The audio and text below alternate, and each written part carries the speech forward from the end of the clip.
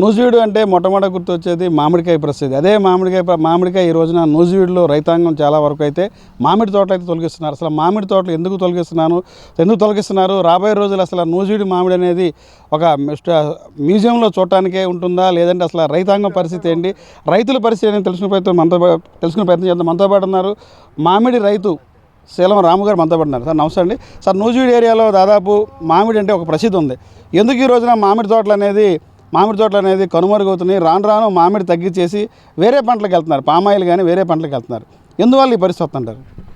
పూర్వం నూజివీడు అంటేనే ఒక ప్రసిద్ధి, మామిడికి పెద్ద పేరు. ఒక 100-150 సంవత్సరాల నాడు చరిత్ర ఉంది మామిడికి.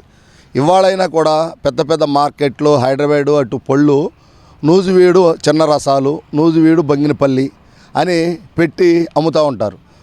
అది రాను రాను ఏం జరుగుతుందంటే వాతావరణం మార్పులు రానివ్వండి, వాతావరణంలో వచ్చిన మార్పులు, మందులు, రైతులు కూడా పూర్వం మా చిన్నప్పుడు మాకు వ్యవసాయం ఉన్నప్పుడు ఏం చేసేవాళ్ళంటే మామిడి తోట ఒక పక్క ఎడ్ల నాగలతో, ఈ ట్రాక్టర్లు అవి కూడా అప్పుడు తక్కువ ఉండేది, ఎడ్ల నాగలతో ఒక పక్క దున్ని ఒక పక్క పశువులు మేపేవాళ్ళు.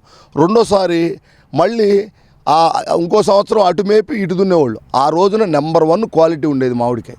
మందులు కూడా 1-2 సార్లు కొట్టేవాళ్ళు. ఆ రోజున తర్వాత నేను మామిడికాయ వ్యాపారం కూడా చేస్తా. సల్ఫర్ 7 అని కొట్టేవాళ్ళం ఫస్ట్ స్టార్టింగ్. తర్వాత నవక్రాను బాయిస్టన్ అని కొట్టేవాళ్ళం. అంతే, చాలు, 2 కోటాలు. ఈ తర్వాత హాఫర్ అనేది వచ్చింది.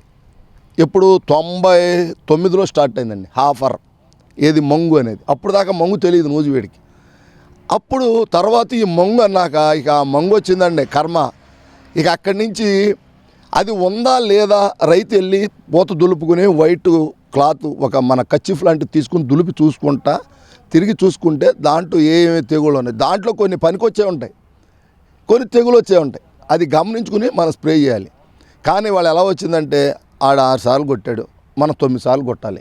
ఆడ 9 సార్లు కొట్టాడు, మనం 10 సార్లు కొట్టాలి.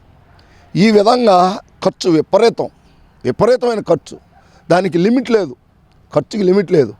పూర్వం మామిడి తోటలకి నీళ్లు ఉండేవి కాదండి. తర్వాత బోర్లు వచ్చినాయి, తర్వాత కాలువలు వచ్చినాయి. ఇంకా ఈ నీళ్లు విపరీతమైన నీళ్లు పెడతాం.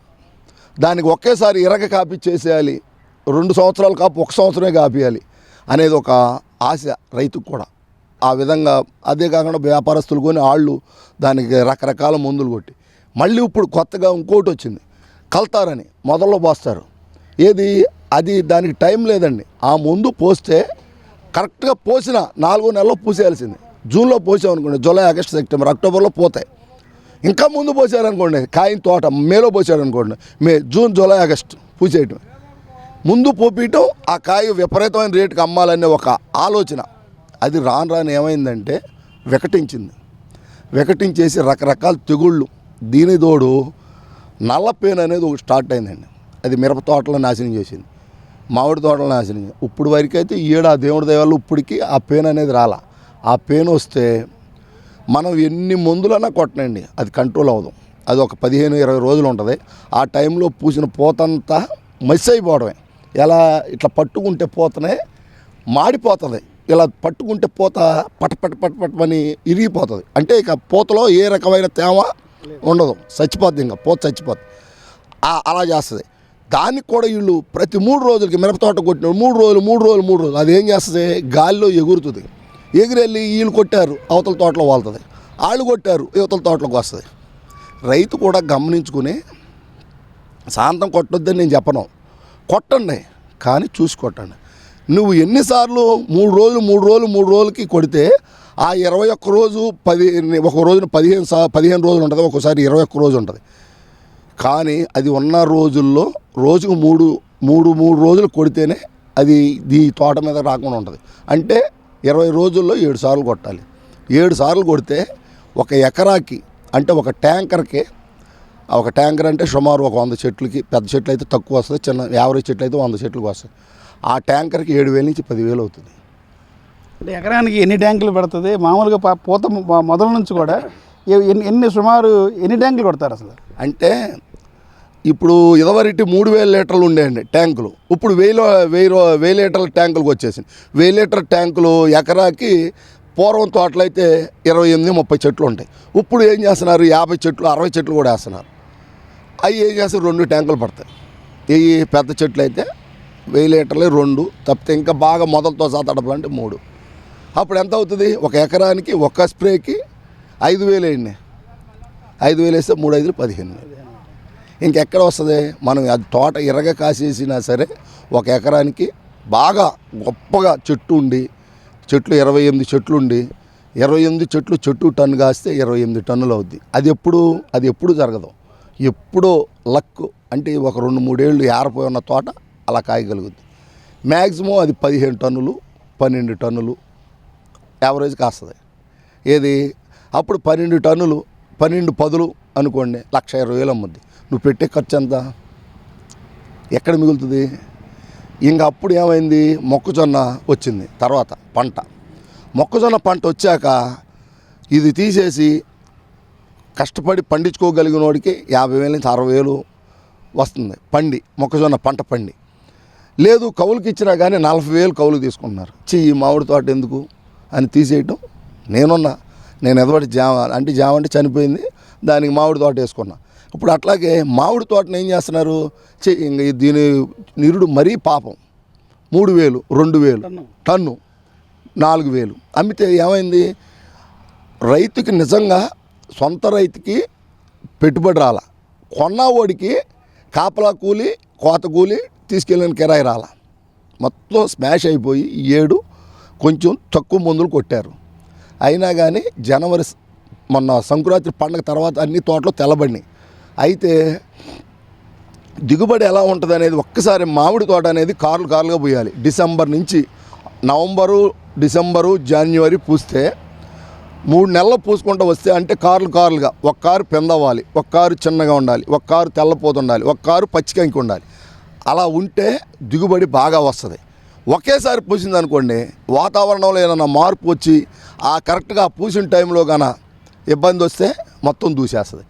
అందుకని మామిడి తోట ఎప్పుడు కారులుగా పూస్తే దిగుబడి బాగా వస్తుంది.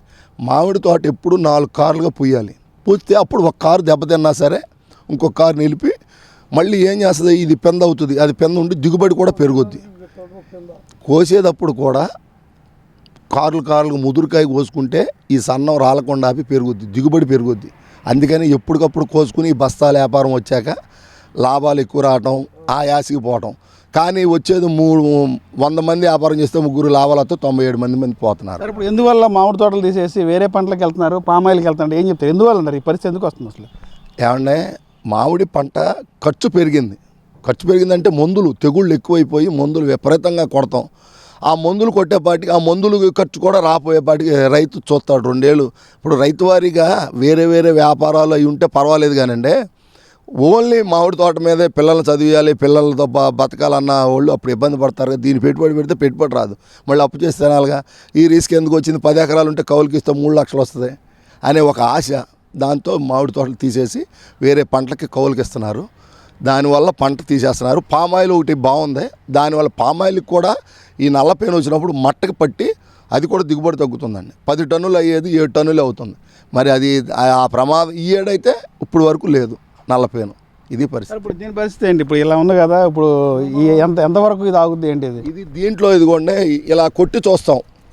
ఇలా కొట్టి చూసినప్పుడు దీంట్లో ఏ రకమైన దోమ కానీ ఏమీ లేదు. ఇది ఏమీ లేనప్పుడు ఇది క్వాలిటీ బాగా నెంబర్ 1గా ఉంది. పోత అంటే దిగుబడి ఇదిగోండి ఇలా కింద ఇలా మొదల నుంచి ఇలా ఎక్కాలి చివరి వరకు. అంతేగాని ఇదంతా వదిలేసి ఈ చివర ఆపితే పింద ఆగదు. ఇలా గుత్తులు మొదటి నుంచి పింద మొదల నుంచి కాయ అనుకుంటా రావాలి, అప్పుడే దిగుబడి పెరుగుద్ది. దీంట్లో ఏ రకమైన ఇది లేదు. మీరు చెప్పండి ఏంటి పరిస్థితి అసలు? లేదు కూడా దీంట్లో ఏ రకమైన పురుగు కానీ ఏమి లేదు. నెంబర్ 1. ఎన్ని స్ప్రేలు కొట్టారు దీనికి? 2 అంతే, 2 స్ప్రేలు. ఎలా ఉంటుంది కాపీ? ఇది బాగుంటుంది, ఇప్పుడు వరకు బాగుంది. తర్వాత మనం చెప్పలేం కదా, ఇప్పుడు వరకు నెంబర్ 1 అది. నాకు 40 ఎకరాలు ఉంది. ఈ దెబ్బతో మామిడితో తీసేద్దాం అనుకుంటున్నా. ఎందుకని తీసేద్దాం? ఎందుకని చెప్తున్నాడు మనోడు. నాకు ఇది కాక ఇంకోసారి 30 ఎకరాలు ఉంది. ఈ మామిడి గిట్టుబాటు కాక కూలీల డబ్బులు రాక సగమన్నా నడుపుదా ఉద్దేశంలో ఉండ. అది ఈ దెబ్బ తట్టుకోలేకపోతాం. నష్టాలు ఎక్కువ వస్తున్నాయా? అసలు పెట్టిన డబ్బులు 10 చేత కూడా అట్లా నాది అచ్చంగా బంగిరి పిల్లే అయినా నాకు గిడతలా అది. సరే అంటే ఇప్పుడు ఇగురు వస్తుంది కదా, దీని పరిస్థితి ఏంటి? ఇది ఎలా ఉంటుంది, దీని పరిస్థితి ఏంటిది? ఇప్పుడు నిరుడు కాసిన మండ అదేం చేస్తుందంటే, నిరుడు కాసిన కొమ్మ ఇది, అదేం చేస్తుందంటే అది పూతతో పాటు అది గ్యాప్ ఇగురు లాగుద్ది. అయితే ఎక్కువ పోతుంది ఈ తోట, దిగుబడి ఎక్కువ వచ్చే ఛాన్స్ ఉంది. అదే ఎక్కువ ఇగురు లాగింది అనుకోండి, తక్కువ పోతుంటే దూసేసి ఆ ఉన్న కాయలు కూడా పోతాయి. అందుకని 10% ఇగురుంటే లెక్కలోది కాదు. 60% ఇగురుండి 40% పోతుంటే మళ్ళీ ఆ పార్టీలోంచి ఇంకో 20 లాగేసి 20 మిగులుతుంది. అందుకని ఇది 10% కూడా లేదు, 5% ఇగురు, ఇది లెక్కలోది కాదు, దిగుబడి బాగానే వస్తుంది. ఈ పూత ఆగడానికి కానీ మంచు గురించి బయటపడడానికి కానీ ఎలాంటి మందులు కొడతారు ఏంటంటే దీనివల్ల? అంటే ఇప్పుడంతా రకరకాలు ఎమిడాన్ అని, ఎంట్రకాల్ అని, పౌడర్లో ఇంకా ఎన్నెన్నో, ఒక కంపెనీ కాదు రకరకాల కంపెనీలు, వాళ్ళు చెప్పటం వీళ్ళు కొడతాం. అయితే దీనికి మెయిన్ పౌడర్లో మంచు బాగా ఉన్నప్పుడు దీంట్లో బూడిద తెగులు వస్తుంది. అంటే పూతలో నిమ్ము శాతం పెరిగినప్పుడు బూడిద పడుద్ది, అంటే నిమ్ము శాతం పెరిగి బూజులాగా వస్తుంది. అప్పుడు కంపల్సరీగా ఎంట్రకాలు అలాంటివి కొడితే, పౌడర్స్ కొడితే ఆ బూడిద తెగులాగి దిగుబడి పెరిగే ఛాన్స్ ఉంటుంది. సరే ఇప్పుడు ఎందుకని మామూలుగా సహసిద్ధంగా వచ్చినటువంటి మామిడి కాకుండా ఈ రోజున 360 రోజులు మామిడి వచ్చేలాగా ఎందుకు ఈ రకంగా మామిడి మొదల్లో మందులు పోసి కెమికల్ ద్వారా మామిడిగా ఉత్పత్తి చేస్తున్నారు? దీనివల్ల నష్టం కాదంటారా? పంట నాశనం, మొక్క నాశనం అవుదా? మొక్కే నాశనంగా సార్, కేవలం ఆ కాయలు రైతుగాన ఇవాళ పోసి దాన్ని ఏమంటారు, కల్తార్, ఈ కల్తార్ గన ఎక్కువగాన పోసి ఆ కాయలు వాడితే అది డ్యామేజ్ వచ్చేస్తుంది కావులు. అది తింటే మనిషికి ఆరోగ్యం దెబ్బతింటుంది, చెట్టు దెబ్బతింటుంది. దానికి విపరీతమైన బలం ఉండాలి, విపరీతమైన. ఇప్పుడు మనం డ్రగ్స్ వాడి గేమ్స్లో పాల్గొంటే ఆ కూసేపే ఉత్తేజం ఉంటుంది, పరిగెత్తాడు, తర్వాత ఆడు వీక్ అయిపోతాడు. మామిడి చెట్టు అని అంతే, దాన్ని సహసిద్ధంగా కాయనిస్తే అది కొన్నాళ్ళ పాటు కాసి మనల్ని శుభ్రంగా ఉంచుద్ది, అది శుభ్రంగా ఉంటుంది, జనం అందరూ శుభ్రంగా ఉంటాం. సరే ఇప్పుడు తెగుళ్ళకి కానీ ఇప్పుడు వచ్చేటువంటి మంచుకు కానీ ఎలాంటి మందులు వాడతారు ఏంటి? మీరు ఏమేమి మందులు వాడారు? ఎంట్రకాలు కొట్టాను, ఎంట్రకాలను సోలోమన్ కొట్టా, అంతే, ఈ 2 కొట్టా. ఎలా ఉంది ఇప్పుడు మీ తోట? చూశారుగా, అందులో ఆయన మా సీనియరు, నాకు చిన్నప్పుడు ఉంది, బాగుంది. ఇప్పుడు ఈ సంవత్సరం మట్టుకే వాతావరణం ఇప్పుడు దాకా అనుకూలంగా ఉంది. ఈ సంవత్సరం మీకు కొంచెం ఏమైనా అనుకున్న రీతిలో ఆదాయం వస్తుంది అంటారా? అనుకున్న ఆశిస్తాం, ఆశపడుతున్నా. లేకపోతే నాకు నేను చెప్పాక సగమైన నరికేయాలని సిద్ధాంతంలో ఉండ. అది అంటే నరకుండా పోతే ఇంకా నూజివీళ్ళకి మామిడి ఉండదు. ఇప్పుడు చెప్తున్నా పామ్ ఆయిల్ అన్నాడు, అది కొద్దిగా ఇది కొద్దిగా అట్ట కూడా బతుకుదలు మార్గం కనపడుతుంది అంతే. ఇప్పుడు సగం అంతా ఒకటే అన్నం కాకుండా కొద్దిగా పచ్చలే, కొద్దిగా గోంగూర, అది ఆ టైప్లో తెద్దామని అనుకున్నా. ఇప్పుడు దాకా వెనక నుంచి ఉన్న నమ్మకంతో ఎదురు చూసా, ఇంకా పడుతుంది, ఇంకా పడుతుంది, ఇంకా పడుతుంది. నా అనుమానం ఉన్నాడు, ముందుకు వెళ్తున్నాడు, నేను వెనక్కి వెళ్ళిపోతున్నా.